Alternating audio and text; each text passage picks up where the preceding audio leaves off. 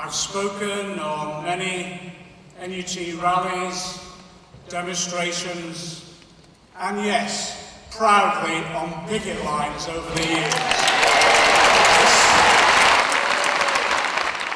So it's an honour to be invited to address the conference. You gave up on inviting politicians for a period of time.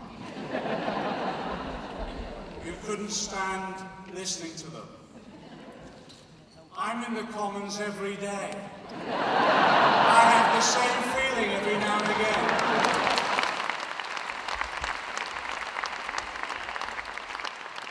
Here's someone I do listen to.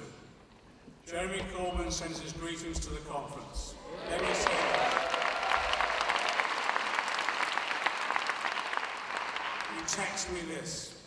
It's the longest texter I know. My greetings to the NUT and thanks for all the teaching profession for their work and contribution to our children and our future. Our priorities are to oppose the cut in funding per pupil, to challenge the funding for new grammar schools, to ensure that schools are accountable to their local communities, and to ensure that every primary school child gets a healthy free lunch. Education is vital in unlocking the creativity in all our children. That's why we're with you as a union.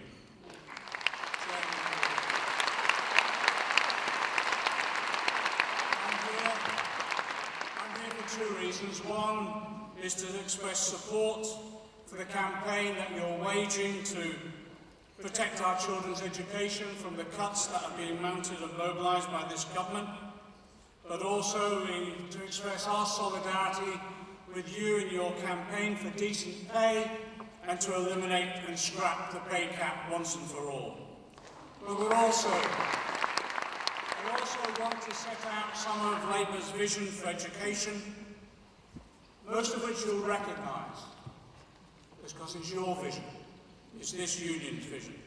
And can I thank those people who have worked with us over the years as well. I want to thank Jerry Glazier for the work that he's done on the Trade Union Coordinating Group.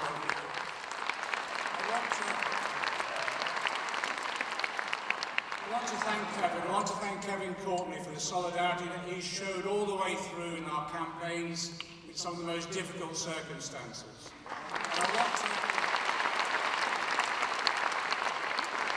I want to thank Mary Bousted as well. We've appeared on platforms over the years too, exposing what's been happening in education and how we can work together collaboratively and cooperatively. And I also want to thank an old friend of mine as well, Christine Blower. I want to thank the work that she's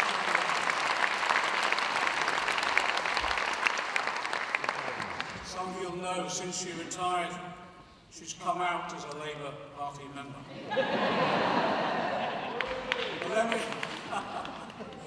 let me just turn to the cuts. Look, I'm not sure whether you feel this way, but I can't stand it anymore listening to Tory ministers telling us that spending in education has been protected, or that it's being increased, or that schools are somehow getting more money than before. It's rubbish. And we can't say often enough what rubbish it is. Let's be absolutely clear. We need to lay the facts out as this union has done. This is the first real terms cuts in school budgets for 2 decades. This is the worst school funding settlement since, to be frank, I was wearing flares, had an army circlet greatcoat, rode a motorbike and had brown hair down to my shoulders in the 1970s. That's how far back you have to go to experience this scale of cuts. And it's not just us saying it. It's the National Audit Office. They confirmed 8% cut in real terms per pupil spending. The Institute of Fiscal Studies, they've translated that into a £3 billion worth of cuts. And you know what that means in practice. My eldest daughter's a teacher. My wife's an ed site. I know what it means on a daily basis. It means teachers now being laid off. It means recruitment freezes. And it means, yes, inevitably, larger class sizes. Already 500,000 of our children now being taught in classes over 30. And it means also more intense pressure on every teacher across the country. So it's no wonder that there are now problems with recruitment and retention. 50,000 teachers leaving the profession last year. No wonder. No wonder, because it isn't just the pressure at work, it's the pressure at home because of a pay freeze which has lasted virtually a decade under this government. So what we've had, and yes, let's be angry about this, is increased responsibilities, increased monitoring, day by day, hour by hour in classrooms, and yet pay cuts, whilst inflation is now about to start ripping. And I tell you as well, I noticed there haven't been pay cuts in the directors and chief executives of the trust bodies that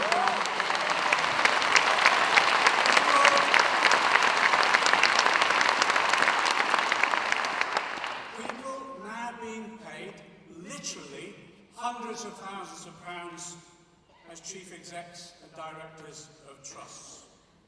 Privatisation by the back door and the first wave. But I want to say this, I want to say thanks to the NUT, because the work this union has done, particularly in the use of new technology now, has enabled us all, every individual member of Parliament now, to know exactly what's happening within our own constituencies.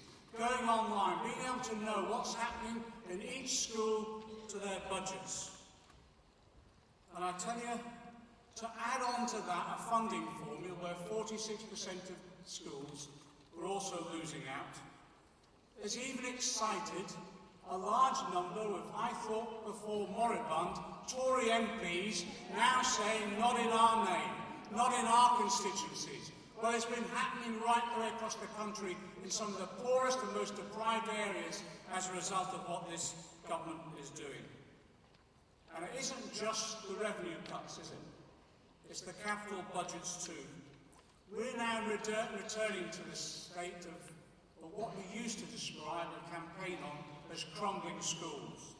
Yeah, let's go back. The National Audit Office have estimated that there's £6.7 billion needed in investment just to bring schools now up to standard.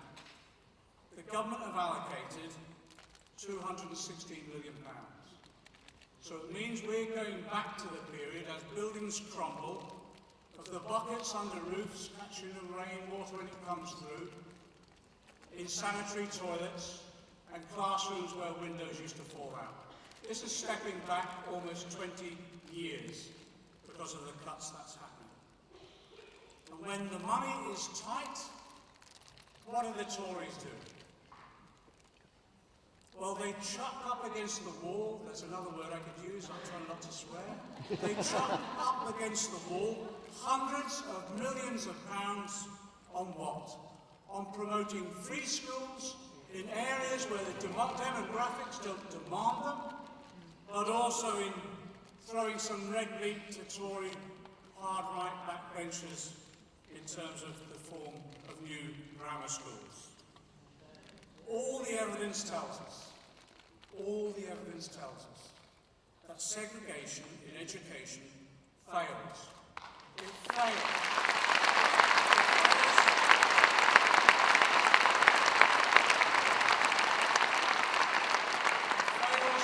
The key issue of social mobility. The Institute of Fiscal Studies, the Sutton Trust, all say, let me quote, young people from disadvantaged backgrounds are less likely to get into grammar schools than more affluent children, but with the same attainment levels. 2% of grammar school pupils are eligible for free school meals. It's no surprise. And then this week you saw, to justify the expenditure on new grammar schools, they've had to fiddle the statistics. They've invented a new statistical category, the ordinary working families. They never knew these existed before. And they still don't. But you know, it's interesting how it's been blown up in their faces, because the figures that they published only confirmed all the previous research.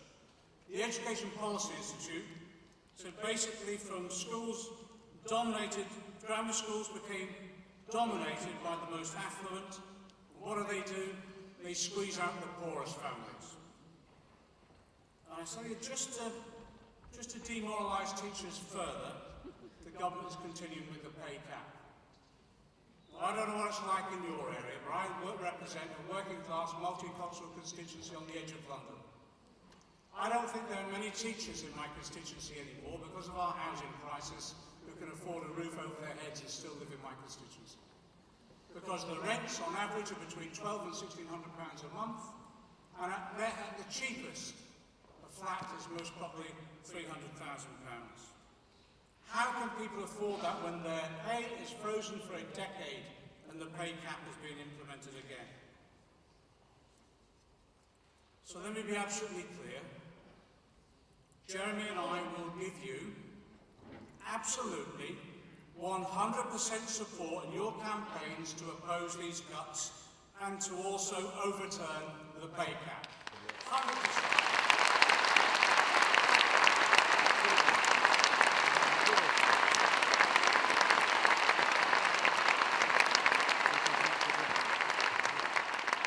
Whether it's in Parliament or, yes, if necessary, on the picket line, we'll be with you. We will be with you.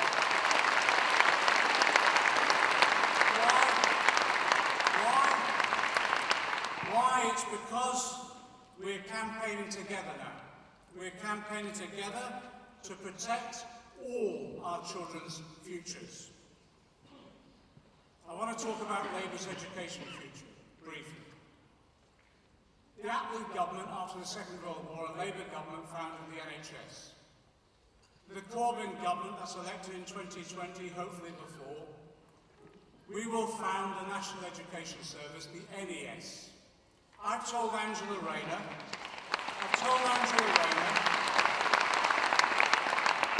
that Angela will become the Nye Bevan of the Corbyn government.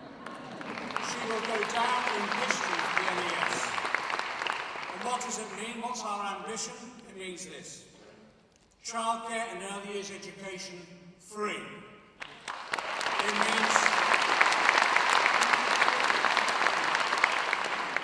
means primary and secondary education fully funded, teachers properly paid, and a profession respected again. Respected, and yes, listened to again in developing educational policy which broadens the educational achievements, of course, but gives our children a cultural life that they look forward to. Not just any more teaching to the text, but a broad...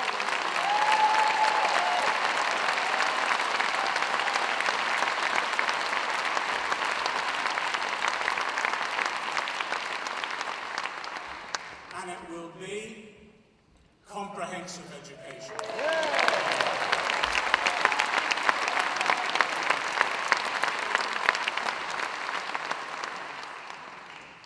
Also, our children, when they go to school and primary school, they will no longer be hungry because there will be free school meals for everybody.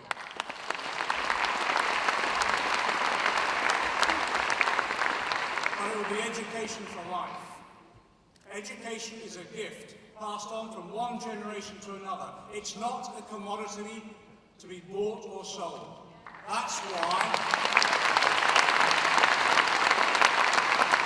our ambition is to scrap tuition fees.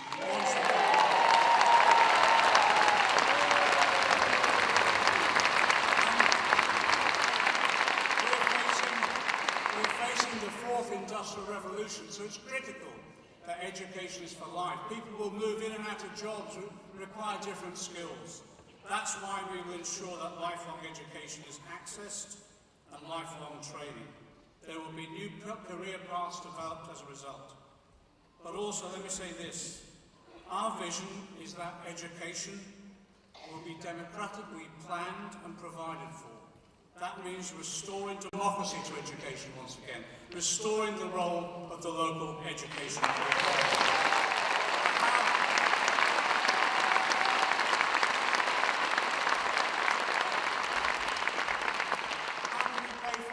How can we pay for all this?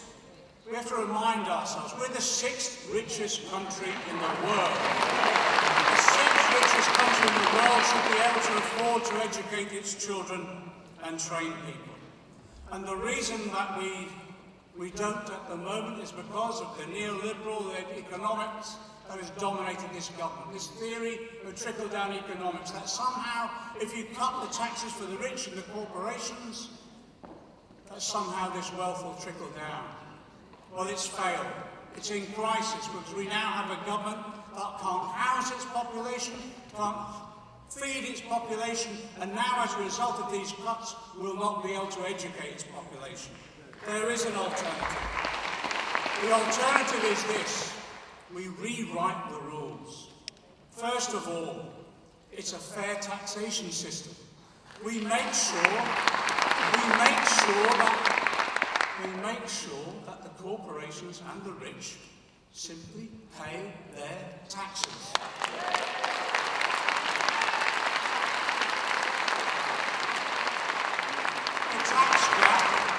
The tax gap as a result of evasion and avoidance is estimated by even this government now at 34 billion.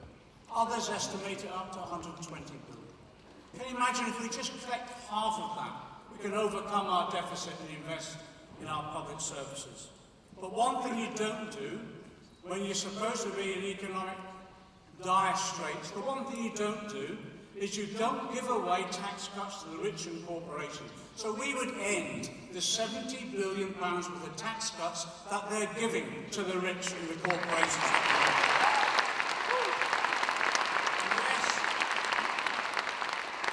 And yes, you know we would make the banks and the rich and the corporations pay their fair share once more.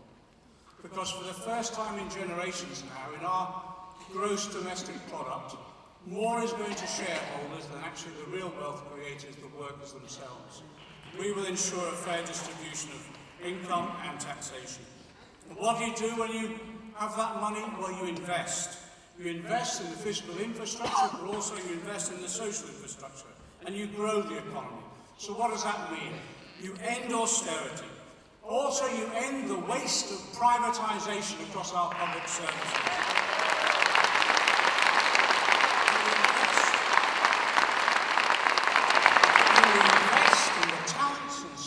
Of the people we need to provide those public services. But you know, you make sure they're paid properly as well. That's why we're committed to a real living wage of £10 an hour as a minimum. But in addition to that, to protect that living wage, you restore collective bargaining by trade unions. And I tell you this, in the first 100 days of the Labour government, we will scrap the Trades Union Act that was introduced under this government.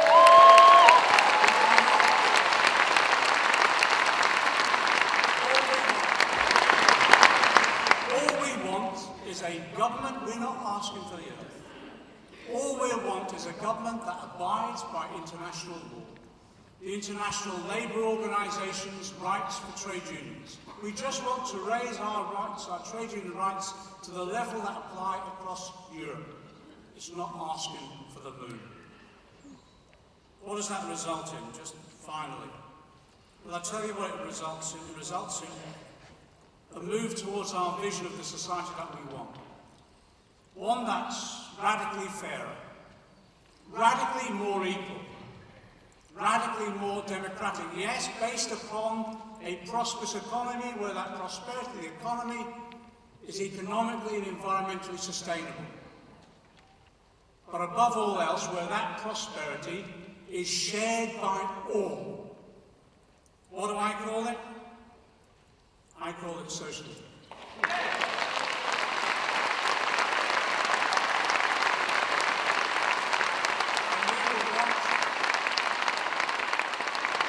And we will only only change if there are drivers of change.